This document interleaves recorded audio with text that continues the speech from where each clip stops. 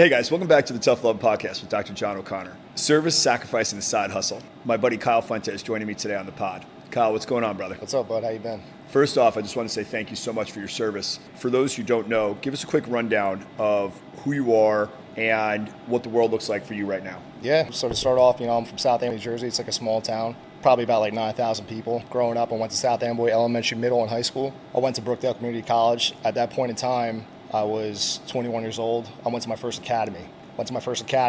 I did that, got hired to State Corrections. I was in State Corrections for about 5 years, a little over 5 years. And then I got hired by the Sheriff's Department. At that point in time, I always wanted more. I always wanted to get on the street. That was my main goal in life, was to always get on the street due to the fact that my grandfather was a police officer for 25 years. That was my main drive, my grandfather. My dad was in law enforcement, my grandfather, but my grandfather was like my heart and soul. So that was the reason why I wanted to do that. Finally, I was able to get onto the street where I've been there now. And, going forward now, I actually started my own side business. So, that's up and coming. So it's a pretty fun time right now. Very cool. Yeah. You have a little bit of background in football, right? Yeah. So let's talk about that a little bit. Yeah. So I was 19. It's called A7FL. So I did that for 7 years. Now, actually going forward, they actually get paid now. I wish I would have done that at that point in time. That was just for the love of the game. I missed being so competitive back then, like playing baseball, playing football, whatever sports that we were able to play in high school. And then you kind of lose that edge once you graduate high school, whatever, because if you're not playing in college, you miss it. And, I was able to play that for 7 years. And then when I got hired by State Corrections is when I left there.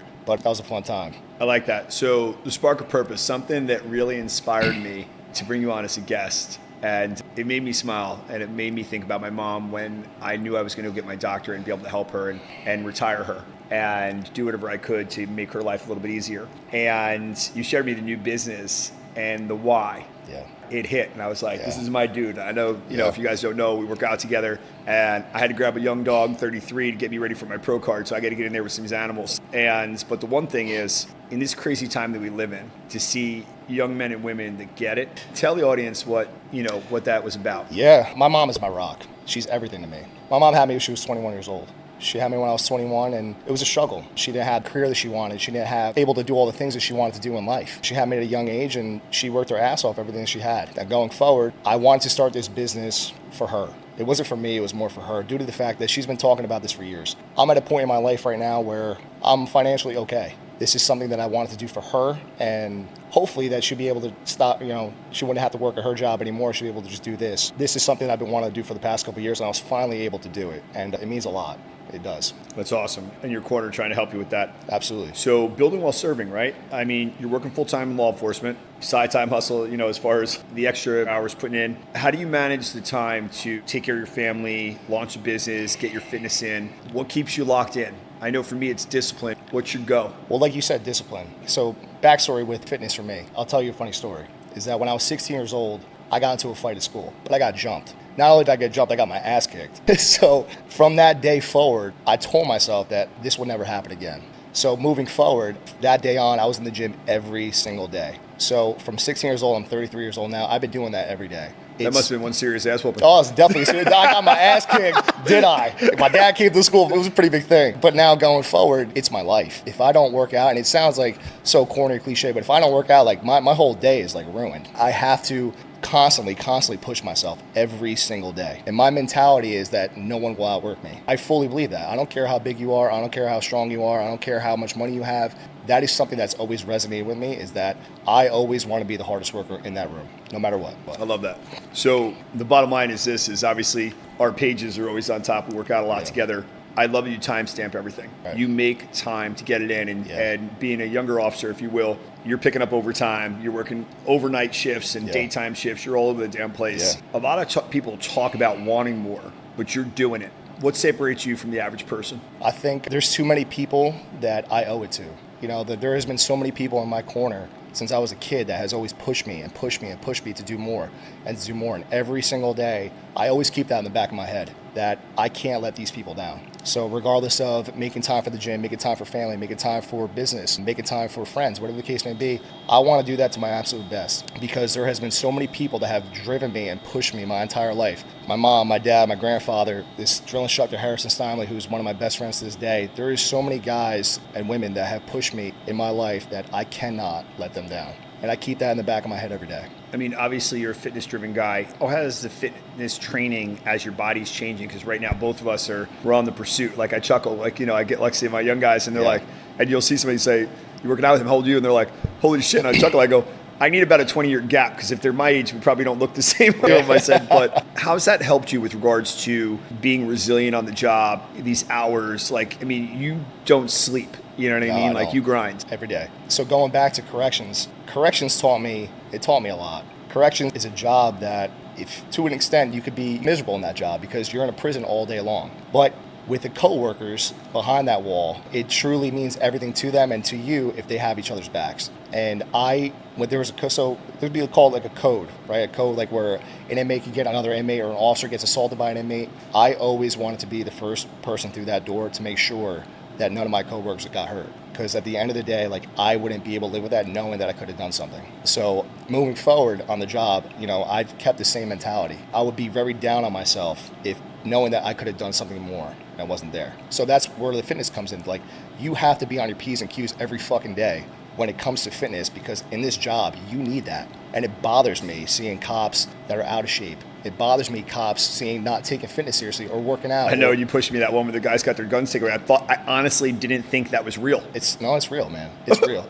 And seeing cops that are like, in uniform and sloppy, like, that truly, truly bothers me. And that's something that, as the law enforcement community, we have to fix that a little bit. I don't disagree. So obviously law enforcement teaches you a lot about leadership, composure, and pressure. What are a few lessons from the job that have helped you in business and life? I think going back to what you just said before, I think, having each other's backs, going forward with life, I think it's just a driven thing. It took me probably about 10 years, 11 years to get where I'm at right now. That took a long time. I started applying to be a cop at 19, 20 years old, and I was getting denied time and time again, but I kept on pushing every single day. And I think that resonated with my life going forward. I think that transition to being a better person, being a hard-driven worker, when it comes to business, when it comes to family, when it comes to anything, I think that helped me out tremendously in that aspect. I like that. You said it before, that family means a lot. So family first always. You built this business with your mom in mind. What does family mean to you, and how do you stay grounded in your values while chasing success? Yeah. My grandfather, he passed away when he was 55 years old. He passed away from prostate cancer. Actually, this tattoo is dedicated to him, this entire tattoo. He was a police officer for 25 years, and he was like my Superman. He was a guy that I looked at, and I thought that he was a god. And he passed away at a young age, but at that point in time, I became the man of the family at a very, very, very young age. And I took that, personal. I took that to where I had to do the best that I possibly can for every single person in my family to make him happy. Again, like you were talking about determination and moving forward, that's something that I've always kept in the back of my head. So the one thing, everything you're doing right now is kind of direct income. You're working for it. And we always talk about in coaching, when I'm coaching practices, the power of passive income. Now you're looking at this side hustle. What in your long-term vision would you like to see this become? Like you said, it was 10 years to get where you're at right now. Where would you say you'd like to see yourself in 5 years? And if you had to teach young officers about side hustle, because I remember telling you this conversation, right? You were saying, I'm looking to start something before everything started. And I said, hey, I have some officers you should talk to. So again, like when I first started, man, there were so many guys that I looked up to in corrections, in the sheriff's department, whatever the case may be, mostly corrections. There's guys that took me under their wing and they showed me how to be a man, how to be a leader, how to be driven. To this day, like, I will never, ever, ever forget that. You never forget where you come from, ever. Those are the guys that taught me how to do these certain things. So now moving forward with this business and trying to even be a better cop or anything along those lines, that's something that I want to help the next man up. New rookies come in, like, I want to take them under my wing and I want to show them what those guys showed me. So I'm going to go off the rail a little bit here. Did we win the Ford Bronco? We did not yet. So listen, hold on. So you have to be in the top. Listen, people, we want this part of this podcast to go viral here. So if it's a vote issue, we need to win this thing. Yeah, no, absolutely. So again, I think we have to be in the top 10 in New Jersey. So you got to be in the top 10 in New Jersey, and then you go to And what does that mean? Top 10 of what? So all these different departments, they post that same video, but like some videos are better than others or whatever. I know one of the departments did like the whole like O.J. Simpson chase. Pretty creative because you got the Bronco, right? That's pretty good. I think ours is pretty good though. I think ours is a little bit better. But you have to get into the top 10. That comes with likes and shares and stuff like that. And then once you get to the top 10, they do like a whole meeting with the chiefs or whatever. And then whoever picks the key out of the box and starts the engine, they win the Ford Bronco. So we need this to go viral. So this has to go viral. And listen, you saw those shorts. Chris, I'm calling you out. We need to use your social media prowess and make this thing go global. So you're on notice. You saw those shorts too. Those shorts got to go viral. I'm telling you right. So staying mission focused. There's burnout in everything, right? Every profession, especially law enforcement. God knows in treating 18 to 20,000 patients, how many officers I saw were physically broken or mentally broken, working overnights. What keeps you motivated to keep you pushing when you're exhausted and just the world feels heavy? I've said this from you need a hobby in this profession. You can't just have this job. It's a tough job. You deal with a lot of shit. You definitely do. And then you go home and you're drinking, you're hanging out, you're eating like shit, you're fucking sitting at home like you're not doing anything. You have to do something outside of that. My main focus has always been the gym. Always. That is it's my therapy. It's not even more so like how I want to look. It's now, that is legit my therapy. And that's something that I have to have in my life. If I don't, I'll go off the rails. I need that. That's something that's always kept me grounded. I like that. Quick question. It's 15 years from now. You're closer towards the end of your career, right? Because the great thing about law enforcement, you'll still be a young man. Yeah. Right? Yeah. I could be 49, yeah. What's that? 49. Retire at 49? Yeah. You're going to be younger than me when you retire. I hate you. So, but at any rate, what does that look like? Is there another career beyond this, the business you started? Well, again, maybe there's something else you're thinking about? That's a great question. That's the reason why I started this business. I wanted to set myself up, and not for myself, more, like I said, along the lines of for my mom. I wanted to set my mom up with this business moving forward, and that could be a family thing. I always wanted to have passive income on the side of whatever the case may be, and that's going to help me. But once I retire, I want to focus on this business, and then hopefully, get a couple more afterward. Never know. I don't know what's going to happen. Once I retire, I have no idea. I'm going to keep throwing ideas at you. Yeah, so. As you should. I'll take them all, man. You let me know. So the final word, legacy talk. When people hear the name Kyle Fuentes, what do you want them to think of? What's the legacy you're trying to build? And brother, I'm going to be specific. Law enforcement, your friends. I saw you made a post the other day. You got one of your boys that I just said he had a big birthday. You've been friends with him since you guys were it's little listen, kids. All my friends, we have all been together. My entire friend group, 20 to 25 years, easy. Every single one of us. We all went to elementary school together, middle, high school, played baseball, football, whatever. Like that, I'm so blessed to have friends like that because that's hard to come by. Seeing that, you really don't see that nowadays. No, you don't. You don't. You'll see guys with 5 to 10 years, at most, and then it's like, all right, see you later, man. They're gone. Never talk to you again. But I am so blessed to have my friend group. I truly am. With your question, I just want to be remembered as a good person, to be honest. Like that's all I ever cared about. I always want to help people. I know it sounds cliche, but I truly did take this job to help people. If I always told myself, if I could help out one person in this job, I know how successful. I don't care about arrests. I don't care about tickets. I don't care about any of that. What I do care about is I care about helping people along the way. That's something I've always cared about. I didn't have this in my script, so to speak, but I'll tell you something, and he's on your department, one of his first days on the job, and you probably have a similar story. We were down in LBI, and there was a young man there that was a little bit older than my son. Yeah.